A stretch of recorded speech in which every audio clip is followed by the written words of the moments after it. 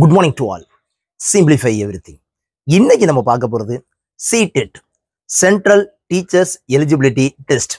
தமிழ்நாட்டில் TET exam நடக்கிற மாதிரியே சென்ட்ரல் கவர்மெண்டால கண்டக்ட் பண்ணக்கூடிய எக்ஸாம் தான் சிடெட்.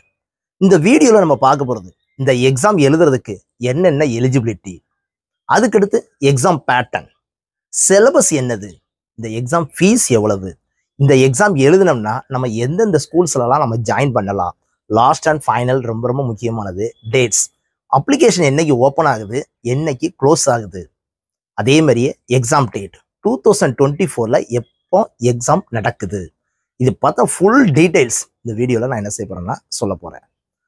எப்போ சொல்றதான், தயவு செய்து ஸ்கிப் பண்ணாம பாருங்க. நிறைய இன்ஃபர்மேஷன் கேதர் பண்ணீங்கன்னா மறக்காம டீச்சர்ஸாக இருக்கக்கூடிய உங்களுடைய ஃப்ரெண்ட்ஸு இல்லைன்னா உங்க ஃபேமிலியில் இருக்கக்கூடிய டீச்சர்ஸ் எல்லாத்துக்குமே ஷேர் பண்ணுங்க. சப்ஸ்கிரைப் பண்ணிட்டு பாருங்க. வாங்க வீடியோக்குள்ள போகலாம்.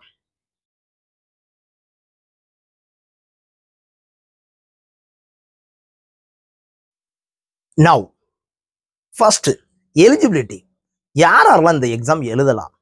First one, degree with BEd வச்சுக்கிறவங்க.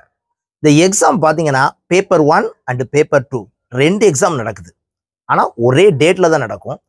Paper 1 and paper 2 இந்த ரெண்டு எக்ஸாமையுமே யார் எழுதலாம் அப்படின்னு கேட்டீங்கன்னா, டிகிரி வித் பிஎட் வச்சிருக்கிறவங்க பேப்பர் 1 எழுதலாம், பேப்பர் 2 எழுதலாம். ஆக்சுவலி இந்த பேப்பர் 1ங்கிறது என்னன்னு கேட்டீங்கன்னா, ஃபர்ஸ்ட் ஸ்டாண்டர்ட்ல இருந்து 5th ஸ்டாண்டர்ட் வரைக்கும் கிளாஸ் எடுக்கிறதுக்கானது. பேப்பர் 2ங்கிறது என்னது அப்படின்னு கேட்டீங்கன்னா, 6th ஸ்டாண்டர்ட்ல இருந்து 8th ஸ்டாண்டர்ட் வரைக்கும் கிளாஸ் எடுக்கக்கூடியது. ஸோ இந்த டிகிரி வித் பிஎட் வச்சிருக்கிறவங்க பேப்பர் 1 அண்ட் பேப்பர் 2 ரெண்டு எக்ஸாமே என்ன செய்யலாம்னு கேட்டீங்கன்னா எழுதலாம். டிப்ளமோ வித் டீச்சர்ஸ் எஜுகேஷன், அதாவது டிப்ளமோல டீச்சர்ஸ் எஜுகேஷன் முடிச்சவங்க பேப்பர் 1 மட்டும்தான் என்ன செய்ய முடியும்னு கேட்டால் எழுத முடியும். அதாவது என்னன்னு கேட்டால் ஃபர்ஸ்ட் ஸ்டாண்டர்ட்ல இருந்து 5th ஸ்டாண்டர்ட் வரைக்கும் கிளாஸ் எடுக்கிறதுக்கான எக்ஸாம் தான் என்னன்னு கேட்டீங்கன்னா பேப்பர் 1. ஸோ அவங்க எந்த எக்ஸாம் மட்டும்தான் எழுத முடியும்னு கேட்டீங்கன்னா பேப்பர் 1 மட்டும்தான் எழுத முடியும், டிடிஎட் முடிச்சவங்க. அதுபோக ஸ்பெஷல் எஜுகேஷன் முடிச்சவங்களும் இந்த எக்ஸாம் என்ன செய்யலாம்னு கேட்டீங்கன்னா தாராளமாக எழுதலாம். ஸோ இந்த எக்ஸாம் எழுதுறதுக்கான எலிஜிபிலிட்டி அப்படின்னு பார்த்தோம்னா, ஒன்று டிகிரி வித் பிஎடா இருக்கணும், இல்லாட்டினா டிப்ளமோ டீச்சர்ஸ் எஜுகேஷனாக முடிச்சிருந்துருக்கணும், இல்லாட்டினா ஸ்பெஷல் எஜுகேஷனையும் என்ன செஞ்சிருந்துருக்கணும், முடிச்சிருந்துருக்கணும். இதுதான் இந்த எக்ஸாம் எழுதுறதுக்கான eligibility. Next exam pattern. First நம்ம பார்க்க போகிறது பேப்பர் 1, அதாவது டிப்ளமோல டீச்சர்ஸ் எஜுகேஷன் முடிச்சவங்களுக்கு பேப்பர் 1 150 மார்க் டெஸ்ட் இருக்கும்.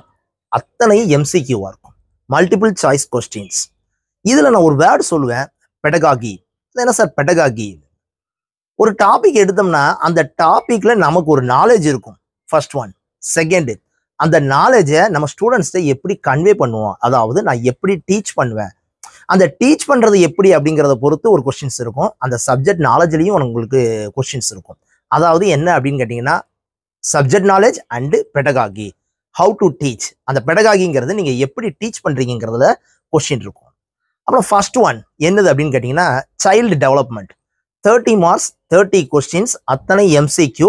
இதுல 15 + 15 சப்ஜெக்ட் பிளஸ் பெடகாகியா இருக்கும். Second one mathematics, 30 questions 30 marks, 15 + 15 mathematical knowledge and அதுல pedagogy. Third one environment science. இந்த என்விரான்மெண்ட் சயின்ஸ்லயும் similarly 30 15 + 15 so subject knowledge and பெடகாகியா இருக்கும். நெக்ஸ்ட் என்னதுன்னு கேட்டீங்கன்னா லாங்குவேஜ்.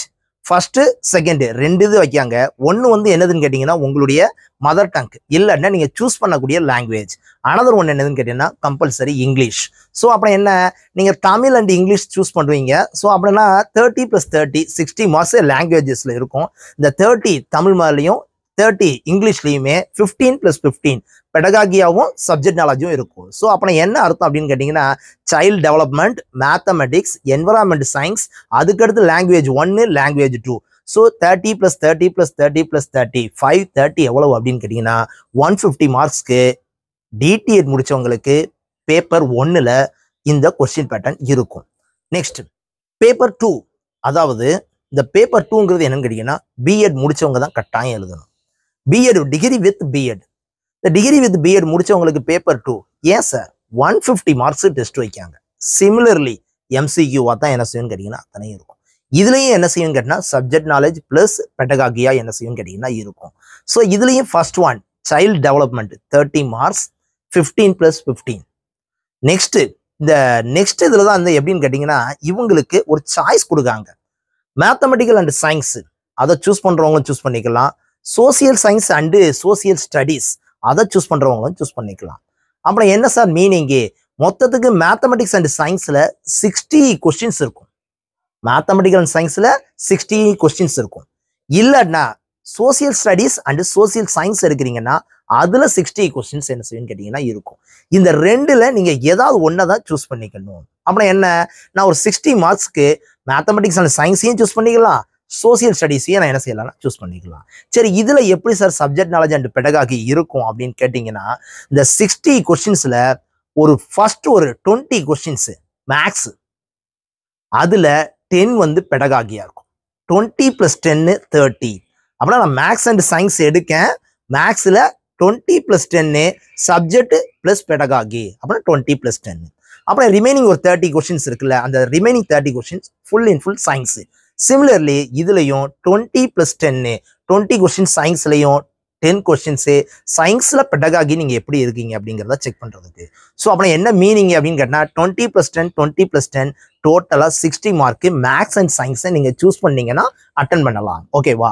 நெக்ஸ்ட் என்னது அப்படின்னு கேட்டீங்கன்னா சோசியல் ஸ்டடீஸ். இந்த சோசியல் ஸ்டடீஸ்க்கு எப்படி மார்க் அலாட் பண்ணியிருக்காங்க அப்படின்னு கேட்டீங்கன்னா 40 + 20 40 கொஸ்டின்ஸ் என்னது இருக்குன்னா ஃபுல் இன் ஃபுல் சோசியல் சயின்ஸ்ல இல்லைன்னா சோசியல் ஸ்டடீஸ்ல இருக்கும். ஒரு 20 கொஸ்டின்ஸ் எதுல இருக்கும்னு கேட்டீங்கன்னா பெடகாகில என்ன செய்யும் கேட்டீங்கன்னா இருக்கும். How to teach the social, நீங்க சோசியலை எப்படி டீச் பண்ணுவீங்க அப்படிங்கறத ரிலேட்டடா என்ன செய்யும் கேட்டீங்கன்னா பெடகாகியா ஒரு 20 கொஸ்டின்ஸ் இருக்கும். ஸோ டோட்டலா 60 கொஸ்டின்ஸ், 40 + 20 60 கொஸ்டின். சிமிலர்லி லாங்குவேஜை பொறுத்தவரையில 1 2ன்னு 2 லாங்குவேஜஸ் இருக்கு. 30 + 30 எவ்வளவுன்னு கேட்டா 60 மார்க்ஸ். 15 + 15 இருக்கும், அதுலயும் அதே தான் சப்ஜெக்ட் நாலேஜ் அண்ட் பெடகாகியா இருக்கும். இங்கிலீஷ் கம்பல்சரியா இருக்கும், ஒரு லாங்குவேஜ் நீங்க சூஸ் பண்ணக்கூடியதா இருக்கும். அப்புறம் என்ன 30 + 60 + 30 + 30 டோட்டலா 150 மார்க்ஸ் என்ன செய்வீங்கன்னு கேட்டீங்கன்னா பேப்பர் 2 யார் டெஸ்ட் எழுதுவாங்கன்னு கேட்டீங்கன்னா நீங்க என்ன செய்வீங்கன்னா எழுதுவீங்க. ஓகேவா? Next syllabus, very very important. எக்காரணத்தை கொண்டும் நம்ம தமிழ்நாடு சிலபஸ் புக்கை ரிவைஸ் பண்ண கூடாது. NCERT சிலபஸை மட்டும்தான் கட்டாயம் ஸ்டடி பண்ணியே ஆகணும். இதுல பேப்பர் 1 எழுதுறதுக்கு ஃபர்ஸ்ட் ஸ்டாண்டர்ட்ல இருந்து 5th ஸ்டாண்டர்ட் இருக்க வரைக்கும் இருக்கக்கூடிய மேக்ஸ், சயின்ஸ், இங்கிலீஷ், இந்த 3 புக்கும் social, maths, science, social, English. So இது எல்லாத்தையுமே கம்ப்ளீட்டா நீங்க என்ன செஞ்சிருந்தா படிச்சிருந்துருக்கணும். டிஃபிகல்ட்டி லெவல் எவ்வளவுக்கு வரைக்கும் இருக்கும் அப்படின்னு கேட்டீங்கன்னா அப் டு 8th ஸ்டாண்டர்ட் வரைக்கும் என்ன செய்யும் கேட்டீங்கன்னா இருக்கும். அதே மாதிரியே பேப்பர் 2 கம்ப்ளீட்டா நீங்க ரிவைஸ் பண்ண வேண்டியது 6th ஸ்டாண்டர்ட்ல இருந்து 8th ஸ்டாண்டர்ட் வரைக்கும் இருக்கக்கூடிய NCERT புக்கு, அதாவது CBSE புக்கை நீங்க ஸ்டடி பண்ணணும். அதுலயுமே மேக்ஸ், சயின்ஸ், சோசியல், இங்கிலீஷ். ஓகேவா? ஸோ இதை நீங்க கம்ப்ளீட்டா இதுலயும் அதே மாதிரி தான் டிஃபிகல்ட்டி லெவல் எவ்வளவு இருக்குன்னா அப் டு 10th ஸ்டாண்டர்ட் வரைக்கும் என்ன செய்யும் கேட்டீங்கன்னா இருக்கும். ஸோ நீங்க வந்து இந்த எக்ஸாம் கிளியர் பண்றதா இருந்துச்சுன்னா தமிழ்நாடு ஸ்டேட் சிலபஸ் புக்கை படிக்கக்கூடாது.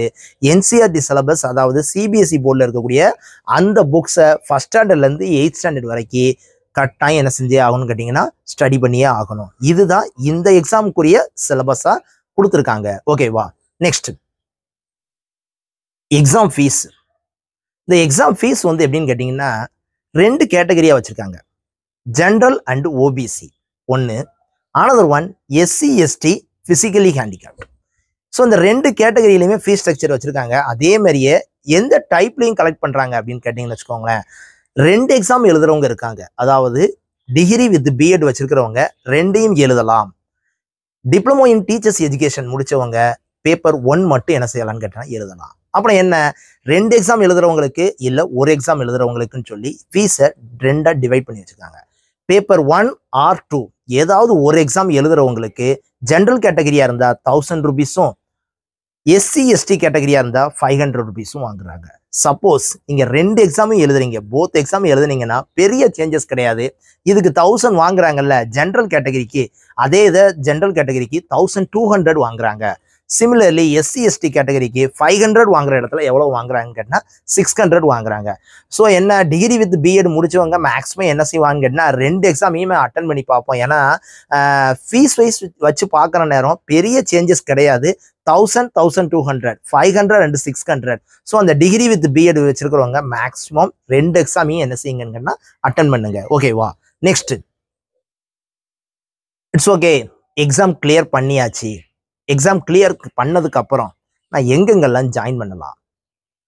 தமிழ்நாட்டில் இருக்கக்கூடிய கவர்மெண்ட் ஸ்கூல்ல நீங்க ஜாயின் பண்ண முடியாது. ஏன்னு கேட்டீங்கன்னா நம்ம கவர்மெண்ட் முழுக்க முழுக்க டெட் எக்ஸாம் மூலமா தான் என்ன செய்றாங்கன்னா அட்மிஷன் போடுவாங்க, அது அப்பாயின்மெண்ட் போடுவாங்க. ஓகேவா? பட் சென்ட்ரல் கவர்மெண்ட்னால நடத்தக்கூடிய கவர்மெண்ட் ஸ்கூல்ஸ்ல காமனா வந்து என்ன செய்ய மாட்டாங்கன்னு கேட்டால் ஒரு எக்ஸாம் என்ன செய்ய மாட்டாங்கன்னா வைக்கவே மாட்டாங்க. இந்த இது வந்து ஒரு எலிஜிபிலிட்டி, நீங்க அந்த ஸ்கூல்ல ஜாயின் பண்றதுக்கு நீங்க என்ன செய்யுங்கன்னா எலிஜிபிலிட்டி ஆகுறீங்க. அப்புறம் நீங்க எந்தெந்த ஸ்கூல்ஸ்க்குலாம் நீங்க வந்து அப்ளிகபிளா இருப்பீங்க அப்படின்னு பார்த்தோம்னா AWES, army welfare education society.